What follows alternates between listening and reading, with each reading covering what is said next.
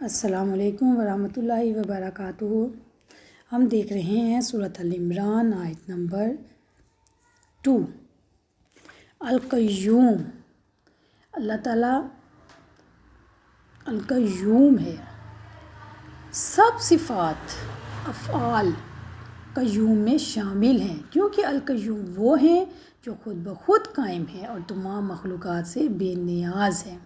اللہ تعالیٰ نے ساری موجودات کو قائم کیا، ان کو وجود میں لائے اور ان کو باقی رکھا، اور انہیں اپنے وجود کی بقا کے لیے جو کچھ درکار تھا اللہ تعالیٰ نے مہیا فرمایا۔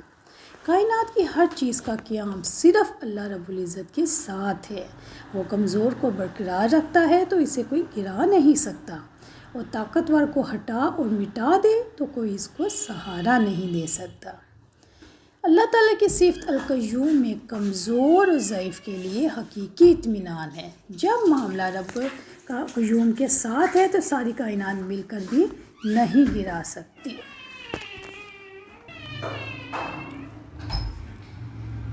حضرت عباس رضی اللہ عنہ نے بیان کیا کہ نبی اکرم صلی اللہ علیہ وسلم کہا کرتے تھے، اعوذ بعزتک الذی لا الہ الا انت الذی لا یموت والجن والانس یموتون۔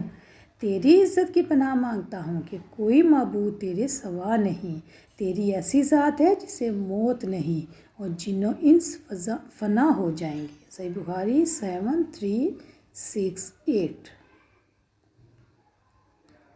نزل علیک الکتاب بالحق، اس نے آپ پر حق کے ساتھ کتاب نازل کی ہے۔ کتاب کو حق کے ساتھ نازل کرنے سے کیا یہ مراد ہے کہ قرآن مجید برحق ہے۔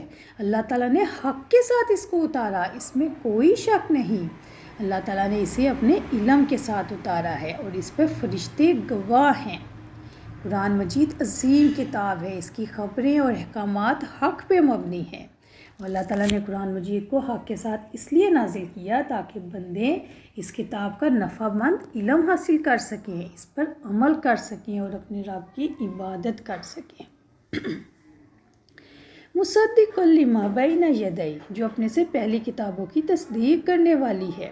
یہاں پہ اللہ تعالیٰ نے اس حقیقت سے ہمیں روشناس کروایا ہے کہ اگر قرآن مجید کسی انسان کی کوشش کا نتیجہ ہوتا یا کسی اور کی طرف سے نازل ہوتا تو ان آسمانی کتابوں میں ایک جیسے مضامین نہ ہوتے، بلکہ یہ کتابیں ایک دوسرے سے ٹکراتی۔ اللہ اکبر۔ قرآن مجید پچھلی کتابوں کی تصدیق کرنے والا ہے، جس کے بارے میں یہ کتاب فیصلہ کر دے وہی حق ہے، وہی مقبول ہے، اور جس بارے میں قرآن مجید تردید کر دے وہ ناقابل قبول ہے۔ قرآن مجید ان تمام مسائل کے مطابق ہے جن پر تمام رسولوں کا اتفاق ہے۔ اس سے اس کا سچا ہونا ثابت ہوتا ہے۔ جب تک قرآن مجید پر ایمان نہ رکھیں تب تک اپنی کتابوں کو سچا نہیں مان سکتے۔ وانزل التوراۃ والانجیل، اور اس نے تورات اور انجیل بھی نازل کی ہے۔ حضرت موسیٰ علیہ السلام پر تورات اور عیسیٰ علیہ السلام پر انجیل کو نازل کیا۔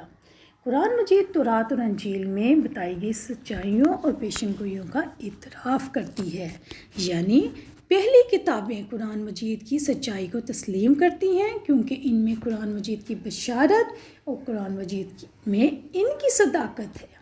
یعنی آپ تعلق دیکھیں پچھلی کتابوں کا قرآن مجید کا، کہ پہلی کتابوں میں قرآن مجید کی سچائی بتائی گئی تھی کہ وہ سچی کتاب ہوگی، اللہ کی طرف سے آخری نبی پر نازل ہوگی، اور قرآن مجید میں ان کی صداقت بتائی گئی ہے کہ ہاں پہلی کتابیں تھیں جو اللہ تعالیٰ نے اپنے پاکیزہ انبیاء کرام پر اتاری اور جو اللہ کے حکم کی تصدیق کرتی تھی۔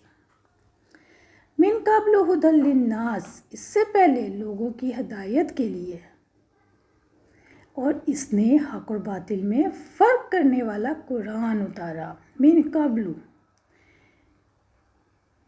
اس سے پہلے قرآن مجید کو نازل کرنے سے پہلے، ھدی للناس، لوگوں کی ہدایت کے لیے، یعنی قرآن مجید کو لوگوں کو گمراہی سے بچانے کے لیے رہنما بنا کر نازل کیا، جیسے تورات اور انجیل کو نازل کیا تھا۔ اب جو کوئی قرآن مجید کی ہدایت کو قبول کر لے گا وہ ہدایت پا گیا، اور جو انکار کر دے وہ گمراہ ہو گیا۔ تورات اور انجیل اپنے دور کے لوگوں کے لیے ہدایت کا ذریعہ تھی، لیکن اب صرف کتاب جو ہدایت کا ذریعہ ہے وہ قرآن مجید ہے۔ قرآن مجید نازل ہونے کے بعد پہلی ساری کتابوں کی باتوں کو ختم کر دیا گیا، ان پر عمل کرنے سے روک دیا گیا۔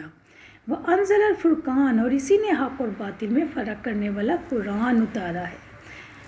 فرقان کا مطلب یہ ہے کہ قرآن مجید میں ایسے دلائل موجود ہیں جس سے حق اور باطل کے درمیان واضح فرق ہو جاتا ہے۔ قرآن مجید میں اللہ تعالیٰ نے انسانوں کی ضرورت کے مطابق تفصیل بیان کی ہے جس سے احکامات واضح ہو جاتے ہیں۔ قرآن حکیم ساری آسمانی کتابوں کی اصل ہدایات اور بدلی گئی باتوں کے درمیان میں بھی فرق کرتی ہے، جیسے کہ ہم نے دیکھا تھا نا کہ پہلے آیت پوری اور نازل ہوئی، کوئی حکم نازل ہوا، اور اس کے بعد آنے والی آیت جو تھی وہ پہلی آیت کی تصدیق کرتی تھی، لیکن پہلی آیت کو ختم کر دیا گیا اور نیا حکم جاری کر دیا گیا، یعنی واضح کر دیا گیا کہ اصل کیا ہے اور تبدیلی کیا ہے۔ یہ قرآن مجید ہدایت و گمراہی میں، حق اور باطل میں، صحیح و غلط میں اپنی دلیلوں اور واضح بیانات سے فرق کر دیتی ہے۔ جو اس پر ایمان نہیں لاتا، یاد رکھیں، اس کے پاس کوئی دلیل نہیں رہنے دیتا، اسی لیے قرآن حکیم فرقان ہے۔